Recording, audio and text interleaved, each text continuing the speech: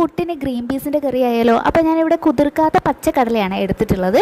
അത് നേരെ കുക്കറിലേക്ക് ഇട്ട് കൊടുത്തിട്ടുണ്ട്. അതിലേക്ക് ഒരു തക്കാളി, ഒരു മീഡിയം സൈസിലുള്ള തക്കാളി ഇതുപോലെ ചെറുതായിട്ട് അരിഞ്ഞ് കൊടുക്കുന്നുണ്ട്.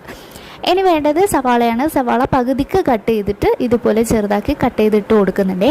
ഇനി ഇതിലേക്ക് ജീരകമാണ് വേണ്ടത് കേട്ടോ. ഇത് പെരുംജീരകമാണ്. അത് ഒരു സ്പൂണിനകത്ത് കുറച്ചായിട്ട് ഇട്ട് കൊടുക്കുന്നുണ്ട്. ഇനി പൊടികളായിട്ട് മഞ്ഞൾപ്പൊടി, മുളക് പൊടി, പാകത്തിന് ഉപ്പ് ഇത്രയും കൂടെ ചേർത്തിട്ട് ഇതിന് മുകളിൽ വരുന്ന രീതിയിൽ വെള്ളം വെച്ചിട്ട് കുക്കർ അടച്ച് വെച്ചിട്ട് ഒരു 3 വിസിൽ വരുന്നത് വരെ വേവിച്ചെടുക്കുന്നുണ്ട്. അപ്പോൾ വിസിൽ അടിച്ച് ആവിയൊക്കെ പോയതിന് ശേഷം നന്നായിട്ട് തന്നെ വെന്ത് വന്നിട്ടുണ്ട്. ഇനി ഒരു ചീനച്ചട്ടി എടുത്ത് അതിലേക്ക് വെളിച്ചെണ്ണ ഒഴിച്ച് ചൂടാവുമ്പോൾ കടുക് പൊട്ടിക്കുക. എന്നിട്ട് നമ്മുടെ കടല നേരെ ഇതിലേക്ക് ഇട്ട് കൊടുക്കാം.